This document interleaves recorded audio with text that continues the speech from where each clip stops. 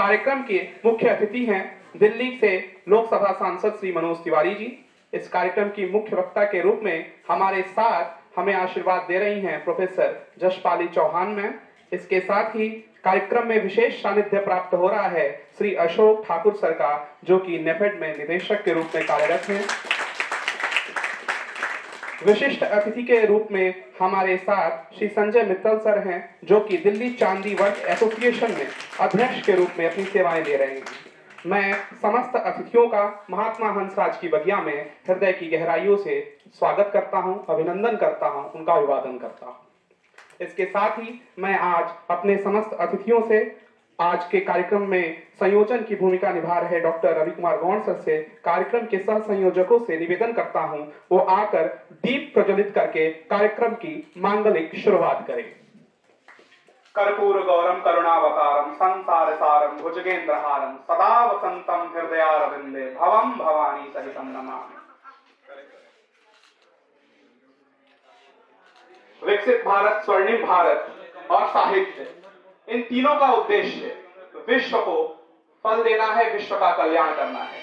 इसलिए इस व्याख्यान माला का आवाहन मैं विश्वनाथ के स्तुति से करना चाहता हूं। गंगा तरंग रमणीय जटा कलापम गौरी निरंतर विभूषित माम भागम नारायणं प्रिय मनंग मदापहारम वाराणसी पुरपतिम भजा विश्वनाथ।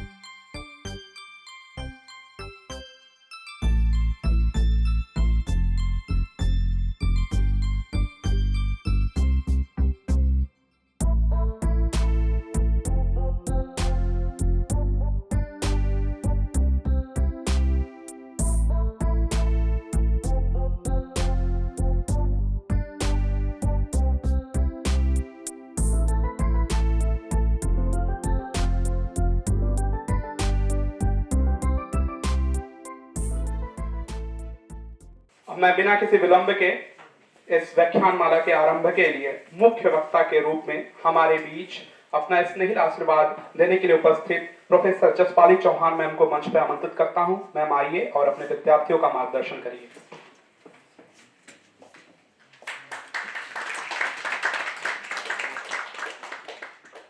सभी को मेरा नमस्कार। सम्मानित मंच और मंच के सामने इस सभागार में उपस्थित शिक्षकगण, छात्रगण, सभी का मैं आज के इस कार्यक्रम में वंदन करती हूँ, अभिनंदन करती हूँ। आपकी विशेष आभारी हूँ। आप सुबह से बैठे हुए हैं और अभी तक आपने हमारे कार्यक्रम के लिए इंतजार किया है। बेशक कुछ लोग चले गए हैं, लेकिन छात्र तो छात्र ही होते हैं, कितना बैठेंगे। ये हमारी गलती रही है कि हम कार्यक्रम लेट शुरू कर पा रहे हैं।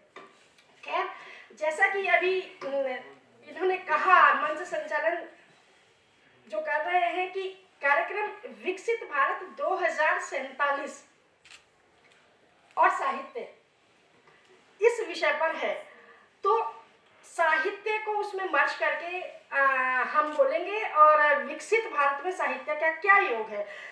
विकसित भारत का एक सामूहिक संकल्प है। जो विकसित भारत है वो देश के 140 करोड़ नागरिकों के सम्मान का, उनके आत्मसम्मान का, उनको आगे बढ़ाने की मुहिम है, एक सपना है। और एक बात और मैं स्पष्ट कर दूं, ये कोई पॉलिटिकल अभियान नहीं है। विकसित भारत यह किसी पार्टी का नहीं है, ये देश का काम है। विकसित भारत 2047 हम सब अर्थ जानते हैं, आप भी जानते हैं, लेकिन फिर भी मैं अपनी तरफ से थोड़ा सा और इसको स्पष्ट करूं तो मैं कहूंगी कि विकसित भारत जो है वो वह भारत है 2047 में हमने ऐसे भारत की कल्पना की है कि जो अपने आप में आत्मनिर्भर हो, जिसकी अर्थव्यवस्था मजबूत हो। टॉप 5 में तो अभी है, 3 में पहुंचने वाले हैं और हमारी इच्छा है कि हम 2047 आते आते नंबर 1 पर आ जाएं। दूसरा ये है कि जो 2047 तक हम जो भारत है वो आधुनिक जो ज्ञान विज्ञान है, टेक्नोलॉजी है, उसको तो जरूर सीखे, लेकिन प्राचीन ज्ञान विज्ञान को भी तवज्जो दे। हमारा जो प्राचीन गौरव है उसको भी वो तवज्जो दे, उससे भी जुड़ जाए। तीसरा, जो देश विविधताओं का देश है, सभी जानते हैं, आज तक भी विविधता में एकता देश ने बनाई हुई है। 2047 तक भी विविधता में एकता इसी तरह से बनी रहे और हमारा देश इतना समर्थ हो कि अपनी सुरक्षाओं की रक्षा की उसे तनिक भी चिंता ना हो।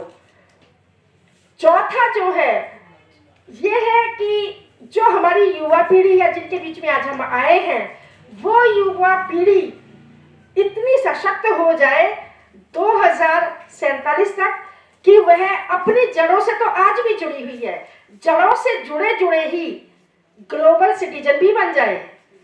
ग्लोबल सिटीजन बनेगी तभी उसे देश विदेश का ज्ञान विज्ञान हासिल हो पाएगा और वो ग्लोबल सिटीजन बन के अन्य देशों के युवाओं के साथ कदम से कदम मिलाकर चलने में सक्षम हो जाए। 4 मोटे पॉइंट मैंने बताए कि यह विकसित भारत का अर्थ समझ लीजिए इसको या व्याख्या समझ लीजिए इसको। अब विकसित भारत के हमारे पास जो है विकास के लिए 4 स्तंभ मोटे मोटे हमने माने हैं। पहला युवा शक्ति, दूसरा नारी शक्ति, तीसरा किसान और चौथा गरीब।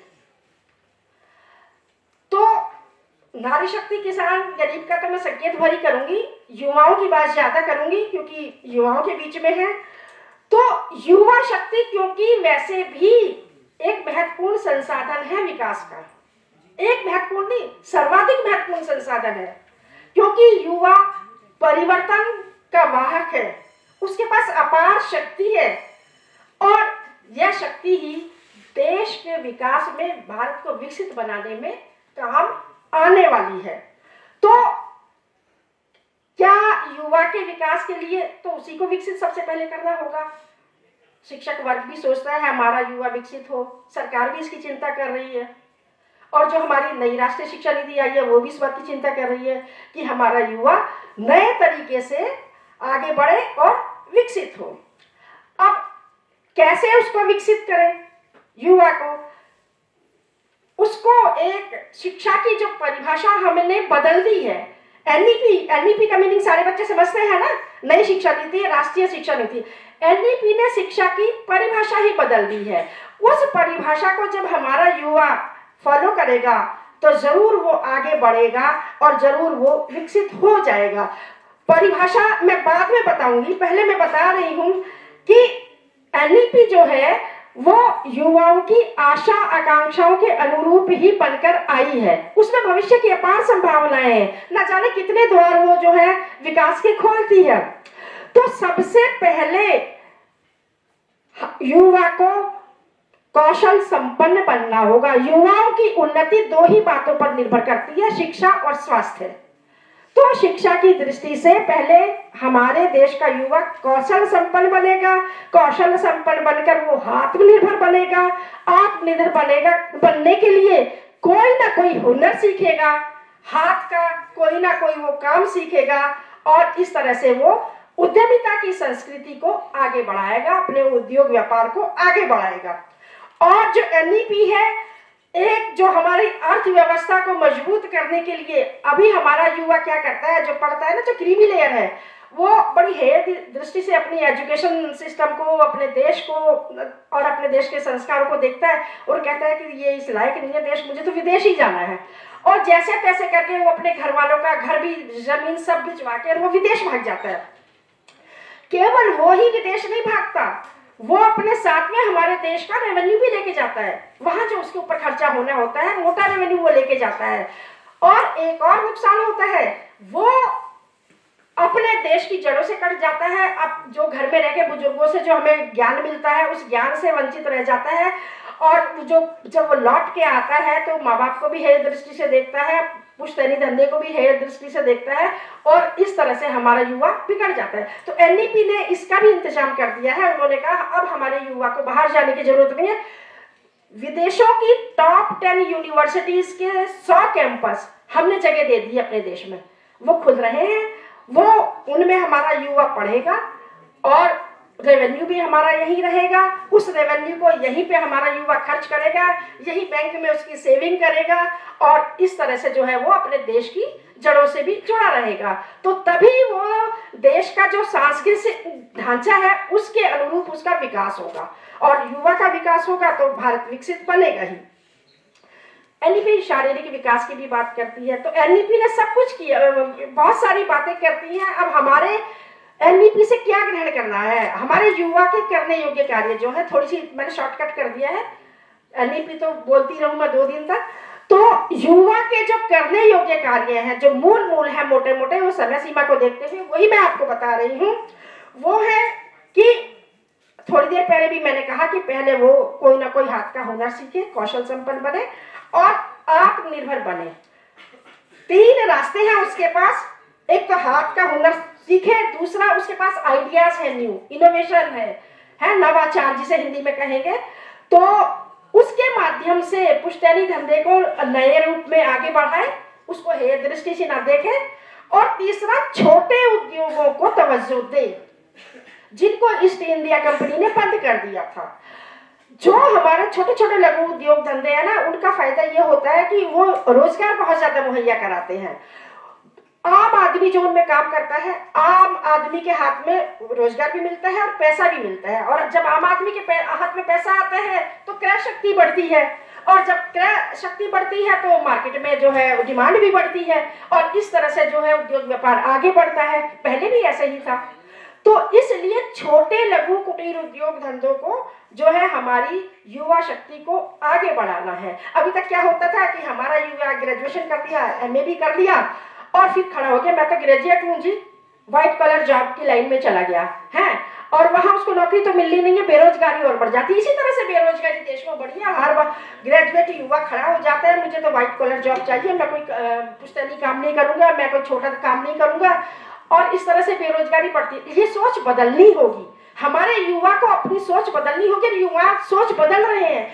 2014 के बाद जब भारत सरकार ने एक, जो पहले कभी मंत्रालय नहीं हुआ करता था, उद्यमिता का एक मंत्रालय ही स्थापित कर दिया है, और वहां से बहुत अधिक लाभ हमारे युवाओं को मिल रहा है। इसलिए युवा ने हमारे लिए सोच बदली है और उसको बदलनी भी होगी। और तो अधिकतर युवा उद्यमिता की संस्कृति को आगे बढ़ाते हुए उद्योग व्यापार को बढ़ाए।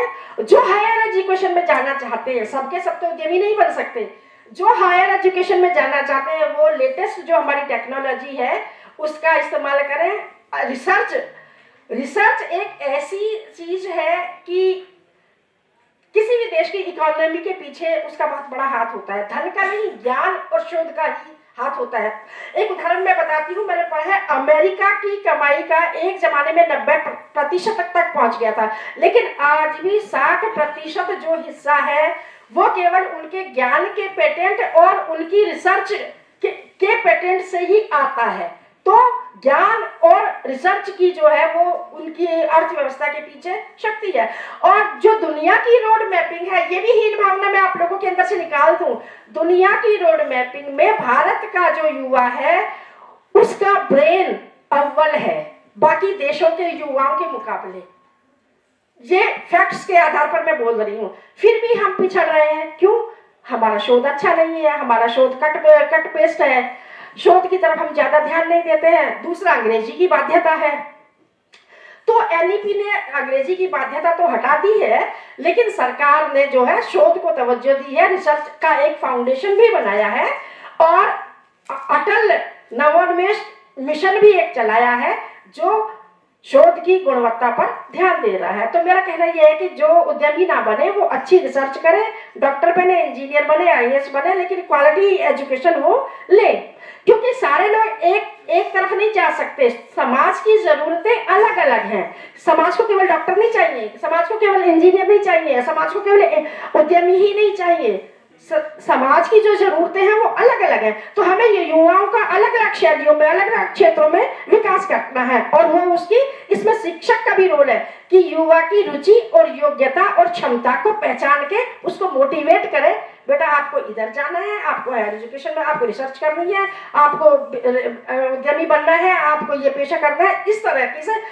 तभी जब समाज की सारी जरूरतें पूरी होंगी अच्छे से, जो क्वालिटी वाले लोग समाज को मिलेंगे, तो समाज का विकास होगा ही होगा।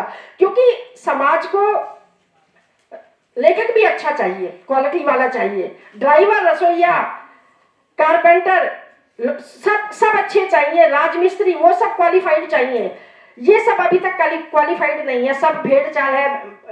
पड़ोसी का बेटा डॉक्टरी में गया तो मेरा भी जाना चाहिए, चाहे डिप्रेशन में चला जाए, पर उस पर दबाव बना दो कि वो डॉक्टरी में ही जाए। तो इस भेड़ चाल को समाप्त करना होगा और आपको अपनी रुचि, योग्यता और क्षमता, 3 शब्द मैंने बोले हैं, रुचि, योग्यता और क्षमता के अनुसार अपना अलग अलग शैलियों में विकास करना होगा।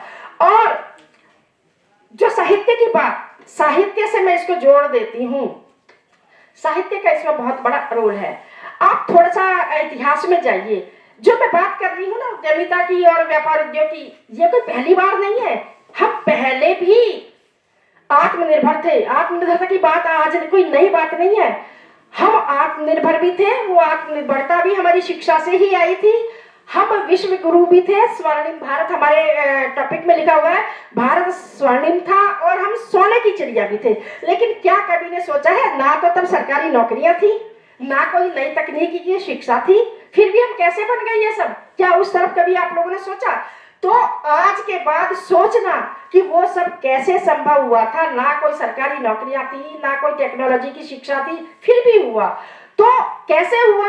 थोड़ी देर पहले जो मैंने एक परिभाषा की बात करी थी, की बातें बताऊंगी, उस परिभाषा को फॉलो करके हुआ। हमारी शिक्षा की जो प्रणाली थी उस समय, उसकी परिभाषा ये थी कि हमारी शिक्षा प्रणाली ऐसी होनी चाहिए जो छात्र का नैतिक, आध्यात्मिक, बौद्धिक विकास करे, जो छात्र का सांस्कृतिक, सामाजिक विकास करे, जो उसका आर्थिक विकास करे, शारीरिक विकास करे।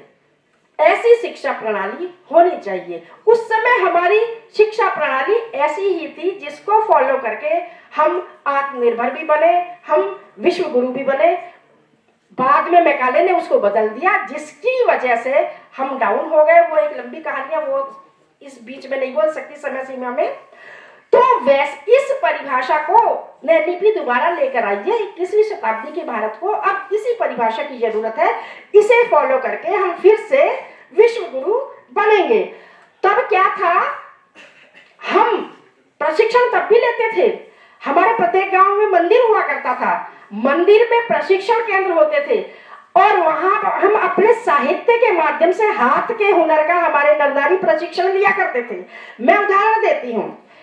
अगर आप संस्कृत पढ़ते हैं, नाम जरूर सुना होगा, बाणभट्ट की कादंबरी। एक ग्रंथ है हमारा बाणभट्ट की कादंबरी।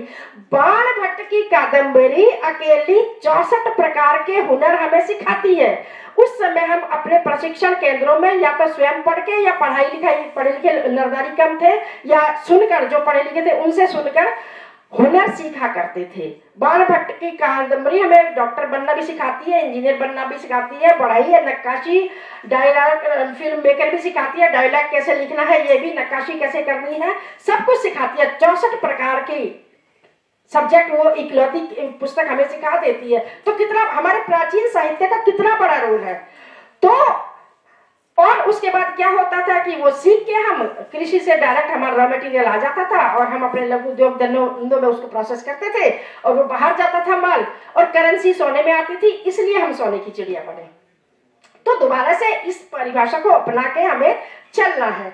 फिर जो एनईपी है वो नैतिकता और सामाजिक उत्तरदायित्व की भी बात करती है। तो हमें कोई टेक्नोलॉजी की शिक्षा से नैतिकता और उत्तरदायित्व नहीं मिलेगा सीखने को।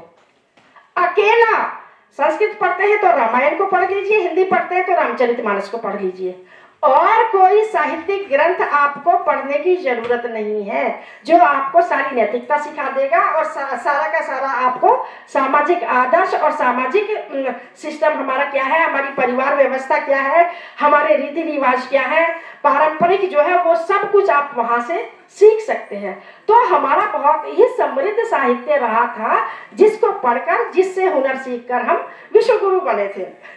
अभी मैंने कहा कि सीमाओं की रक्षा की भी करनी है। अब आदिकाल का साहित्य सभी भाषाओं में उपलब्ध है, जितनी भी है 16, 18 सभी भाषाओं में उपलब्ध है। वीर रस का साहित्य पढ़िए ना, पढ़कर किसके मन में भाव उठेगा कि हमें अपने देश की सीमाओं की रक्षा करनी है। तो इस तरह से साहित्य का पहले भी रोल है, साहित्य का आज भी रोल है। इसीलिए युवाओं की समृद्धि के लिए एनईपी पौराणिक आदर्शों को, गौरवशाली इतिहास को, पुराने वाङ्मय साहित्य को, वाङ्मय बच्चों साहित्य को ही कहते हैं, तो उस सब को पाठ्यक्रम में रखने की बात करती है, ताकि वहां से भी हम बहुत कुछ सीखें। और जो ग्रंथ पाठ्यक्रम, क्योंकि पाठ्यक्रम बनाना तो अलग अलग लोगों के हाथ में, कोई नहीं भी रख पाता है तो लाइब्रेरी आपके पास है, लाइब्रेरी में जाके आप सीखें। खैर शॉर्टकट करती हूँ, ये तो मैंने साहित्य से जोड़ के बताया। अब सरकार ने भी कुछ कदम आप लोगों को उठाए हैं, ये केवल जानकारी के लिए आपको सूत्र में बता रही हूँ। जैसे startup India, stand up India, make in India, ये सब आप लोगों को रोजगार मुहैया कराने के लिए ही है। प्रधानमंत्री कौशल विकास योजना हजारों प्रकार के नए व्यवसायों को जन्म दे रही है। इस योजना के प्रशिक्षण केंद्र पूरे देश में जिला स्तर, मंडल स्तर, छोटे छोटे मोहल्लों तक भी खुले हुए हैं और युवा हमारे उससे खूब लाभ उठा रहे हैं। और मुद्रा योजना, वहां से प्रशिक्षण लेके इन केंद्रों से, प्रधानमंत्री कौशल से जो अपने स्टार्टअप शुरू कर रहे हैं उसके लिए पैसा नहीं है, तो मुद्रा योजना सस्ती दर पर ब्याज दे रही है। तो ये सारे सरकारी कदम हैं जो आप लोगों के लिए सरकार ने उठाए हैं। इसके अलावा सरकार ने जो है आप बहुत नए एम्स भी खोले हैं, नए स्कूल, कॉलेज, यूनिवर्सिटीज भी खोली हैं, और स्वास्थ्य को देखते हुए खेलो इंडिया मिशन भी एक चलाया है, खेल पोर्टल भी है, खेल कोच पोर्टल भी चलाया है।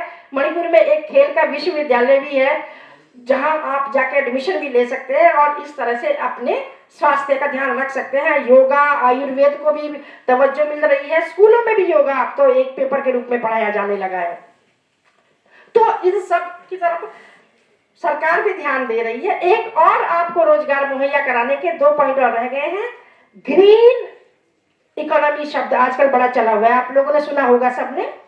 ग्रीन इकोनॉमी और टूरिज्म, इसकी तरफ अभी तक ध्यान नहीं गया था सरकार का भी, तो इन 2 क्षेत्रों को भी डेवलप किया जा रहा है। ग्रीन इकोनॉमी में तो ड्रोन टेक्नोलॉजी का इस्तेमाल करके, और उसमें अधिकतर महिलाएं हैं जो ग्रीन इकोनॉमी के क्षेत्र में उतर रही हैं, और लेकिन उनको सरकार ड्रोन वाली टेक्नोलॉजी उपलब्ध करा रही है। और अधिनियम बना है एक नारियों के लिए, वो भी जो है नारी शक्ति को सशक्त कर रहा है, नारी शक्ति वंदन अधिनियम। और ये तो पुराना है, बेटी बचाओ बेटी पढ़ाओ, उसका तो बहुत पुराना चला हुआ है शुरू से 2014 से, जो सुरक्षा की बात भी करता है नारी की और शिक्षा की बात भी करता है। और जो मुद्रा योजना की बात करी ना मैंने, इसकी 70% लाभार्थी हमारी नारी शक्ति है, क्योंकि नारी शक्ति ग्रीन इकोनॉमी में पूरी तरह से उतर चुकी है। पढ़ी लिखी भी, जो पढ़ी लिखी बच्चियां भी, मैं अपनी क्लास का उदाहरण दे रही हूँ, कहते हैं कि हम तो मशरूम की खेती करेंगे ग्रेजुएशन करके, नौकरी में क्या मिलेगा, हम तो अपने यहाँ गोभी उगाएंगे, हमें नौकरी में क्या मिलेगा, क्योंकि सरकार जो है सस्ता ऋण दे रही है और आधुनिक उपकरण दे रही है और बहुत सारी फैसिलिटीज दे रही है। तो इनका भी नारियों को फायदा हो रहा है। और जो आत्मनिर्भर भारत अभियान जो चला था उसका आउटकम भी आ रहा है। जानकारी के लिए बता दूं, मोबाइल निर्माण के में हम दुनिया के सबसे बड़े दूसरे नंबर के देश बन गए हैं और टॉप 10 में आ गए, तो सॉरी टॉप 5 की इकोनॉमी में आ गए, वो तो बता ही दिया मैंने। खिलौने हम सारे चीन से खरीदते थे, अब हम खिलौने इतने बना रहे हैं, उनका भी निर्यात कर रहे हैं। यानी कि कुल मिलाकर हमारी मैन्युफैक्चरिंग की कैपेसिटी बढ़ी है, क्योंकि हमने हाथ के हुनर को तवज्जो देनी शुरू कर दी है तब से। और संकट काल हमारे पास आया था कोरोना में, ताजा उदाहरण है, हम बाहर से ही खरीदते थे सब, वैक्सीन, मास्क, सब कुछ। हमने उसमें मास्क भी बनाए, हमने उसमें पीपीटी किट भी बनाई, वेंटिलेटर भी बनाए, इतने बनाए कि अपने देश में भी इस्तेमाल हुए और बाहर भी हमने उनका निर्यात किया और लोगों ने हमारी वाह की। तो ये आउटकम भी इसका आया है, जो मुहिम एक आत्मनिर्भर भारत की सरकार ने चलाई और एनईपी ने भी जो आत्मनिर्भर भारत की बात कही, इस बात को हमारी युवा शक्ति ने इस बात को ग्रहण करके उसको क्रियान्वित किया, इम्प्लीमेंट किया, तो उसका आउटकम भी सामने आया। तो शॉर्टकट कर देती हूँ। इतनी ही जानकारी काफी है, फिर कभी आ जाऊंगी, 2-4 घंटे की जानकारी आपको दे दूंगी। आज हमारे पास समय सीमा है। जो मैंने नारी की बात की थी वो तो हो गई। गरीब की बात, गरीब को तो कुछ नहीं चाहिए, गरीब को तो संसाधन दे दो और सम्मान दे दो, वो गरीबी से लड़ जाएगा।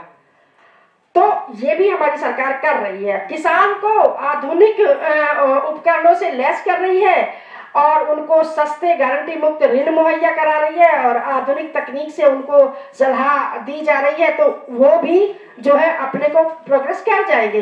तो अंत में मेरा कहने का मतलब यह है कि 2047 में तक आते आते हम लोगों को अपने आप को पूर्ण तरीके से विकसित कर लेना है। हमको नंबर 1 पर अर्थव्यवस्था की दृष्टि से रख लेना है और ये कोई अकेले व्यक्ति का काम नहीं है।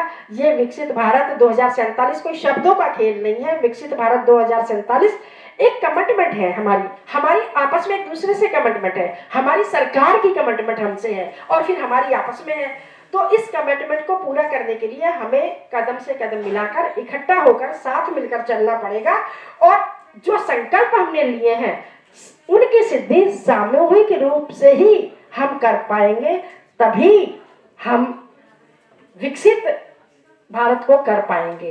तो इन्हीं शब्दों के साथ मैं अपनी वाणी को विराम देती हूँ और बहुत अच्छा लगा। मन तो नहीं है मेरा, लग रहा है कि बोलूं 2 घंटे, लेकिन इतना ही समय मुझे मिलना था और मैं उम्मीद करती हूँ कि आप लोगों को बात समझ आई होगी। किसी को कोई और जानकारी चाहिए एनईपी के बारे में, मेरा नंबर लेना देना रवि जी से। कुछ भी जानकारी चाहिए आप आत्मनिर्भर अभियान के बारे में, सरकार के किसी भी योजना के, किसी भी अभियान के बारे में, ARSD कॉलेज में मैं पढ़ाती हूँ, तो आप लोग मुझसे कांटेक्ट कर सकते हैं। धन्यवाद। सम्मानित मंच और मेरे प्रिय दोस्तों को मेरा सादर प्रणाम। मैं अभी यहाँ आया और मैंने देखा सारी युवा शक्ति बैठी है, तो अचानक मेरे जहन में 2 लाइनें आ गई है कि हम लाए हैं तूफान से कश्ती निकाल कर, इस देश को रखना मेरे युवा संभाल कर। तो अभी प्रोफेसर जसपाली चौहान जी ने आपको पूरा विस्तृत रूप में सारा कुछ बता दिया है और विकसित भारत के साथ साहित्य का सानिध्य जो है, मैं ये कहना चाहूँगा कि जो हमारी मातृभाषा है हिंदी, आपको जानकर ये बड़ी हैरानी होगी, 7151 भाषा है पूरे वर्ल्ड में, उस पे 3रे नंबर पर हमारी भाषा आती है। तो कितनी गौरव की बात है ये। और अभी मध्य प्रदेश सरकार ने पूरा जो भी इंजीनियरिंग और मेडिकल का सारा वो सारा हिंदी में कर दिया है। तो जो लोग अंग्रेजी बाध्यता को समझते हैं कि नहीं अंग्रेजी बहुत जरूरी है, हिंदी हमारी मातृभाषा है और हमें उसका प्रयोग करना चाहिए, ये मेरा आग्रह है आपसे। और उसमें कोई भी हमें किसी तरह का भी एक कॉम्प्लेक्स नहीं होना चाहिए। और विकसित भारत की जो अभी चौहान प्रोफेसर जसपाली चौहान ने बोला, मुख्य स्तंभ युवा शक्ति, नारी शक्ति, हमारे भाई गरीब और किसान, तो ये 4 मुख्य स्तंभ हैं जिनको हमें सशक्तिकरण करने की जरूरत है और जिस पर हमें पूरा ध्यान देना चाहिए। और युवा शक्ति इसमें बहुत अहमियत रखती है नारी शक्ति के साथ साथ। तो मेरा आग्रह है युवाओं से, आप लोग युवा हैं, कि जो काफी लोग कई बार युवा भटक जाते हैं नशा वगैरह और ये सब, तो अब हमारा एक टारगेट है जो माननीय प्रधानमंत्री ने दिया है कि आजादी के 100 वर्ष पूरे होने पर हम विकसित होकर दिखाएंगे, हर हालत में होकर दिखाएंगे। और मैं इसमें एक और उदाहरण देना चाहूंगा। हमारे परमवीर चक्र विजेता मनोज पांडे का एक किस्सा बताता हूं मैं आपको, कि वो 22 साल के थे। वो जब फौज में भर्ती हुए तो उन्होंने कहा कि मुझे परमवीर चक्र चाहिए ही चाहिए। और उन्होंने एक स्टेटमेंट दिया कि अगर मुझे किसी कारणवश मौत आ जाती है तो मैं मौत को भी मार दूंगा। तो इस तरह की युवा शक्ति है हमारी और आपके अंदर वो जज्बा है। तो मैं बार बार ये कहना चाहूंगा कि हमें ये प्रण लेना है कि हमें विकसित होकर दिखाना है। जय हिंद, जय भारत।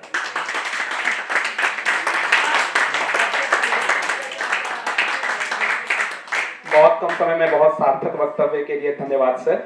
इसके साथ ही मैं कार्यक्रम में जिनका विशेष सानिध्य प्राप्त हो रहा है, श्री अशोक ठाकुर सर को मंच पर आमंत्रित करना चाहता हूं। सर नफेड में निदेशक के रूप में कार्यरत हैं, जो कि महात्मा गांधी जी के जयंती के दिन जिस संस्था को स्थापित किया गया था, इसके साथ ही साथ आज डंडी यात्रा की जयंती है। आज के दिन ही महात्मा गांधी के द्वारा डंडी यात्रा की भी शुरुआत की गई थी। तो ये दोनों बहुत बड़ा संयोग है और सर इस संयोग के शुभ अवसर पर आप हंसराज कॉलेज के विद्यार्थियों को मार्गदर्शित करने जा रहे हैं, इसलिए सर का मैं करबद्ध स्वागत करता हूं मंच पर। सर आप। सबसे पहले आप सभी को मेरा नमस्कार। मंच पर विराजमान हमारी प्रोफेसर जसपाली जी, जिनको आपने सुना, हमारे संजय मित्तल जी जो बहुत ही बड़े एंटरप्रेन्योर हैं, बहुत बड़े उद्योगपति हैं और वर्क्स का काम करते हैं और इनको बहुत सारे अवार्ड भी मिले हैं, मैं उनका भी अभिनंदन करता हूँ। और देवेश जी जो बहुत अच्छा मंच संचालन कर रहे हैं।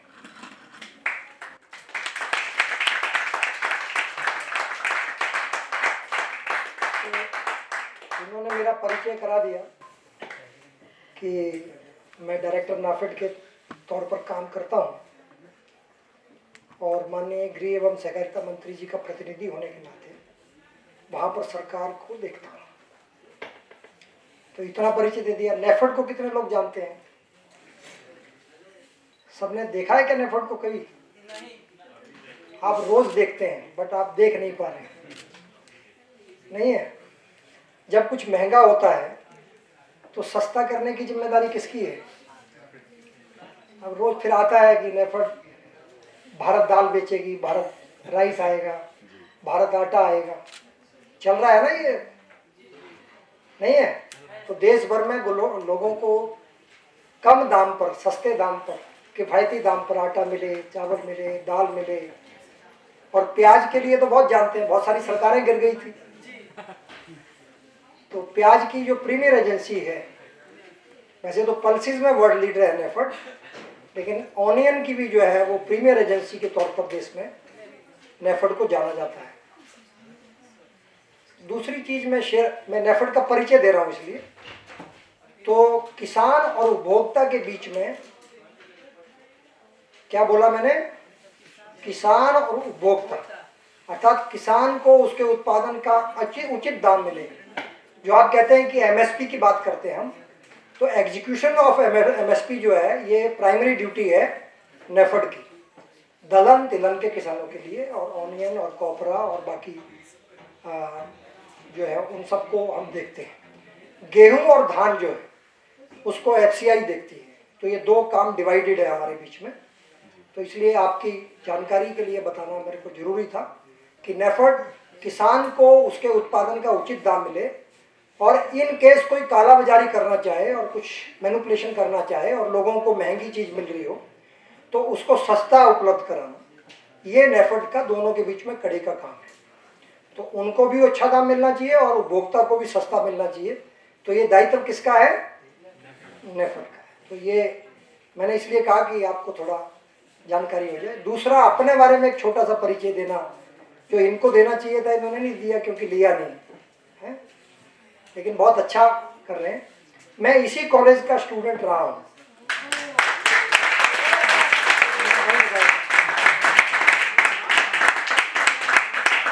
और जब मैं पढ़ता था तो यहाँ खो खो का ग्राउंड होता था, जहाँ लाइब्रेरी है, तो उस समय होता था। और शक्ति नगर नंबर 1 मेरा बगल में स्कूल था। तो बाद में हम हंसराज कॉलेज आए। मैं बहुत साल नहीं पढ़ा यहाँ, 1 सवा साल ही पढ़ा। उसके बाद मैं आगे चला गया, आई ज्वाइंड इंडियन एयरफोर्स, तो मैं वहाँ चला गया। उसके बाद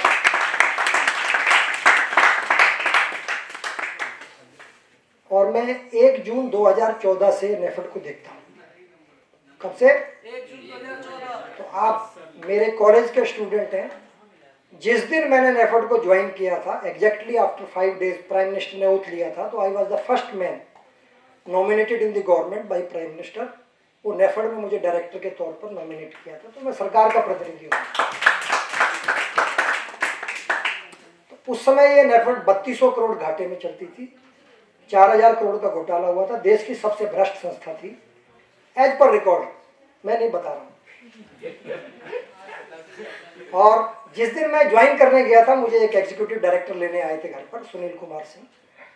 तो वहाँ बहुत सारे ढोल बज रहे थे, तो मुझे लगा कि मैं आया हूँ तो मेरे स्वागत में बजाएंगे। ऐसा ही होता है सामान्यतः कि नया नया चार्ज लेने आए तो ढोल वोल बजा रहे हैं। तो मैंने उनसे पूछा, यार बहुत अच्छा इंतजाम कर रखा। बोला आपके लिए थोड़ी है साहब। तो मैंने कहा फिर किस लिए? बोला हेडक्वार्टर की नीलामी हो रही है। बुनियादी होती है, बोली लगती है भाई कौन कितने में खरीदेगा, बिकाऊ है माल।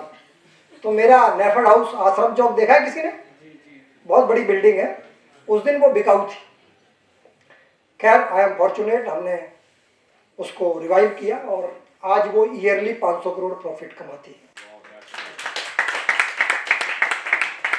और आज देश की सबसे प्रीमियर इंस्टीट्यूशन है। सरकार जो भी काम करना चाहती है, जैसे 370 हटाने के बाद सरकार के ऊपर एक संकट आया कि सेब के किसान अगर नाराज हो गए तो कश्मीर में हमारी 370 सक्सेस नहीं होगी।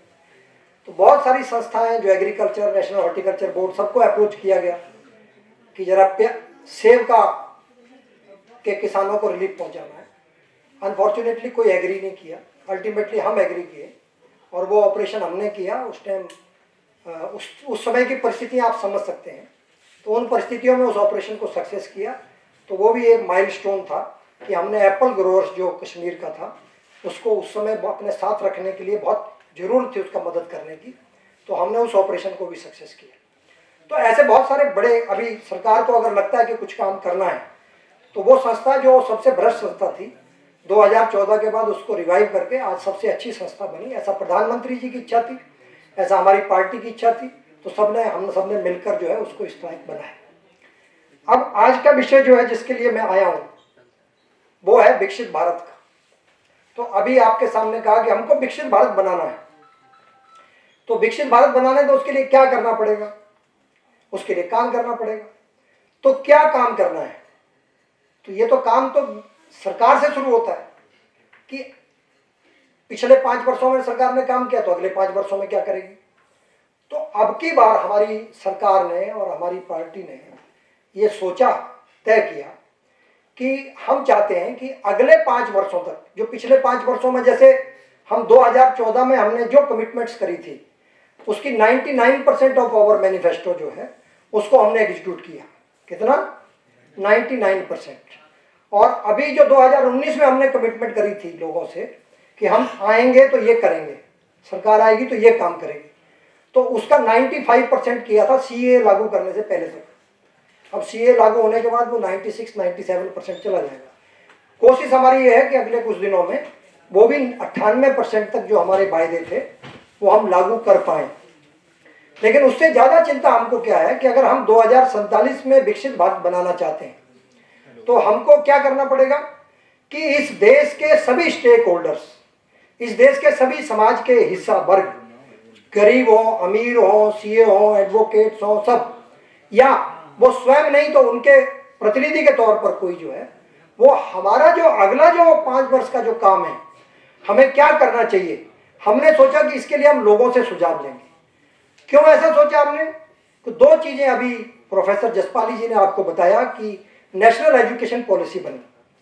ये स्टेट सब्जेक्ट होता है, आपकी जानकारी के लिए बता रहा हूँ। तो जब हम कोई नेशनल लेवल पर पॉलिसी बनाते हैं तो राज्यों को साथ में लेकर चलना पड़ता है।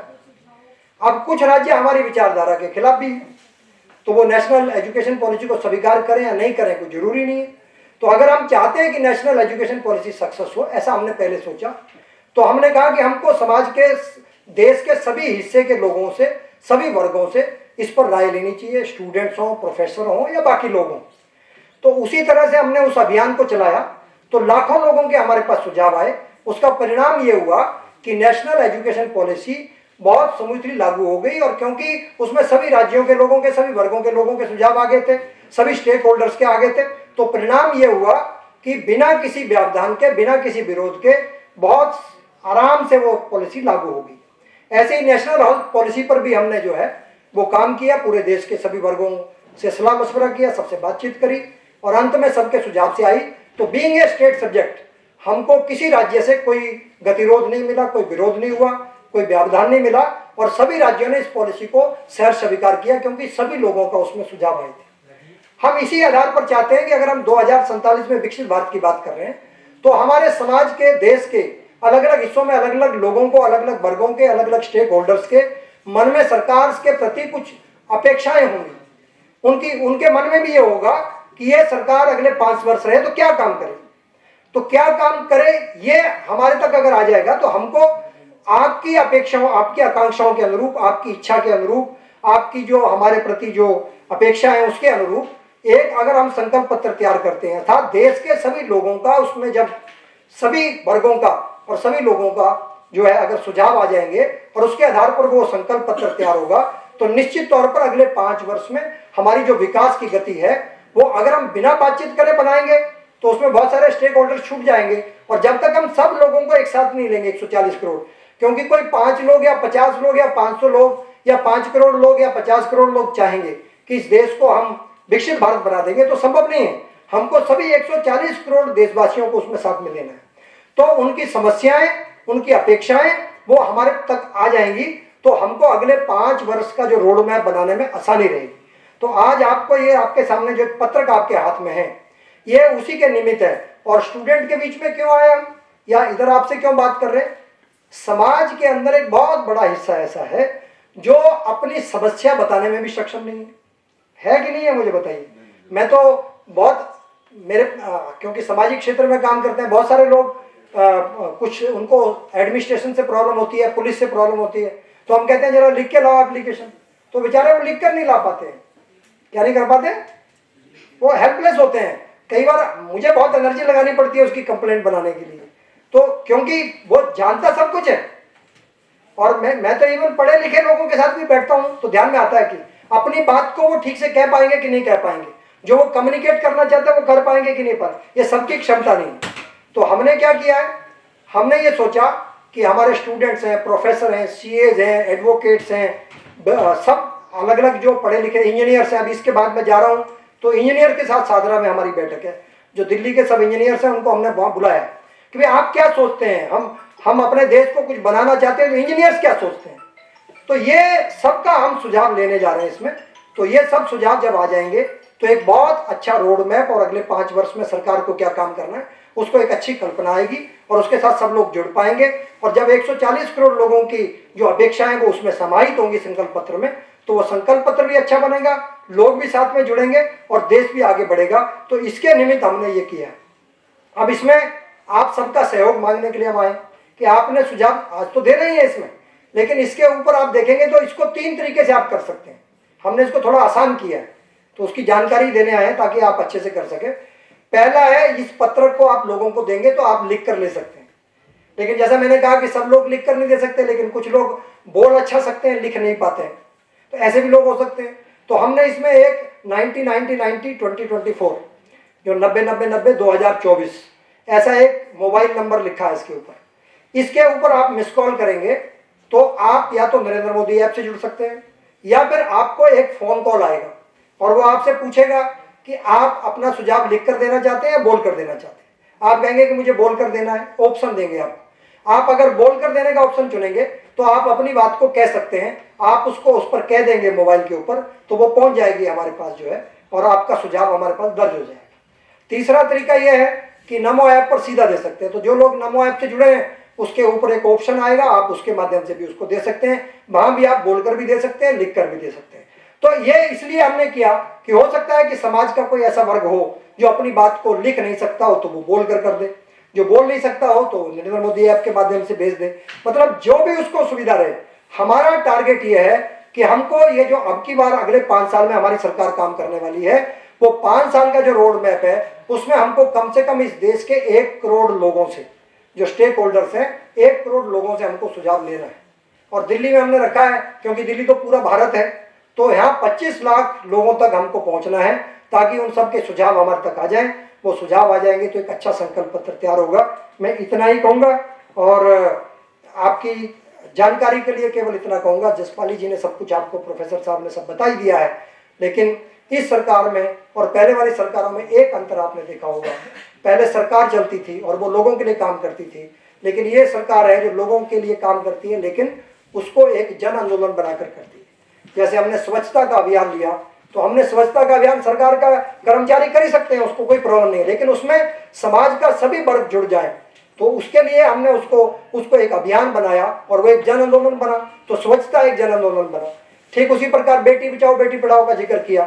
तो बेटी बचाओ बेटी पढ़ाओ कुछ लोगों की हम जिम्मेदारी लगा सकते हैं सरकार में, लेकिन उससे वो सफलता नहीं मिलती है जब तक समाज उसके साथ नहीं जुड़ जाता है। तो हमारी सरकार सामाजिक सरोकार के साथ काम करने वाली सरकार है। मुद्रा लोन हो, स्वनिधि हो, जैसे रेहड़ी पटरी वाले कोरोना में जो है उनके रोजगार छिन गए, उनको बहुत पूंजी की उनके पास बची नहीं, उन्हें छोटा मोटा काम धंधा करने के लिए जो है उनके पास पैसा नहीं था, तो सरकार ने उनको लोन दिया। तो 10,000 से लेकर 1 लाख तक जो है जो भी काम करना चाहता है व्यक्ति वो सरकार से लोन लेके काम शुरू कर सकता है, और वो सरकार ने अपनी गारंटी पर दिया, अर्थात किसी गारंटर की जरूरत नहीं है, वो डायरेक्ट गवर्नमेंट की गारंटी पर उसको ऋण दिया गया। तो ऐसे सामाजिक समस्याओं को साथ में लेकर उनके हल के लिए समाज को साथ में जोड़कर काम करने वाली सरकार है। और पिछले 10 वर्षों में आपने देखा है कि जिस प्रकार सरकार ने काम किया है, वो चाहे किसी भी प्रकार का काम हो उसको एक जन आंदोलन बनाकर आगे बढ़ाया है। आत्मनिर्भर भारत की बात करी, अभी स्किल इंडिया की बात करी, सभी को हमने एक जन आंदोलन जैसा बनाया है और देश के करोड़ों लोगों को उसके साथ जोड़कर आगे बढ़ाने का प्रयास किया है। उसी तर्ज पर काम करते हुए हम चाहते हैं कि हमारा जो अगला 5 साल का रोड मैप हो, संकल्प पत्र हो, जो आपके सामने हम लाएंगे, उसको तैयार करने में भी आपकी सहभागिता हो, आप सबके उसमें सुझाव आ जाएं तो वो अच्छा बनेगा। इसी विश्वास भरोसे के साथ मैं अपनी वाणी को विराम देता हूं।